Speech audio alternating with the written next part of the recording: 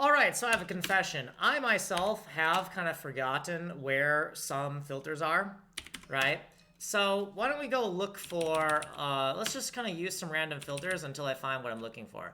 So somewhere in PHOSIMP is a filter that will kind of like corrupt the image in an interesting way, and it might be like in the 300s.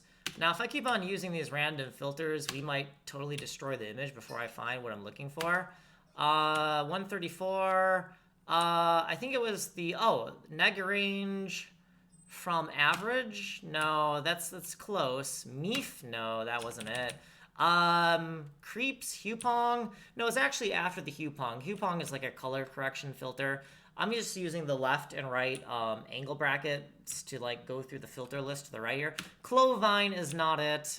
Whack blur 329. Whack blur might be it, but I'm not sure. You know what? Let's just stop here. Okay, so 329. We'll use like 330 next, I guess.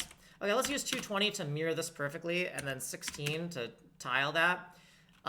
Okay, so let's go 331. Let's go 331.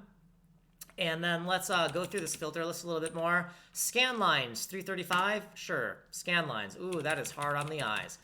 SCP swizzle, no. Alpha trans, zero out, nope. It's something about like, there's like an edge detection filter. 359 is a Rubik's Cube shift. Do you want a Rubik's Cube shift it? Sure. Then we could like blur it in all directions after we Rubik's Cube shift it.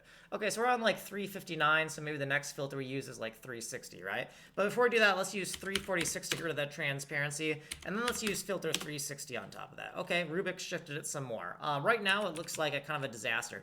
Negative edge filter, 363. That's actually what I wanted.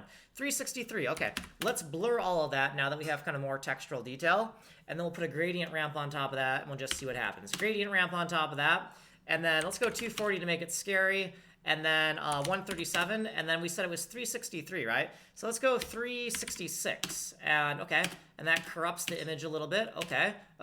Let's blur that horizontally. Okay, now what do we do? Well, we could use filter 15 to slice and dice it into these symmetrical patterns. Filter 17, blur it up a little bit more, and then put another gradient ramp on top of it. So let's put a gradient ramp on top of that. Okay, cool. Let's use 137 to distribute the big...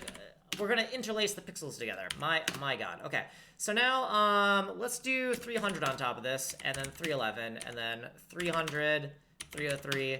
Okay, so we got an interesting texture.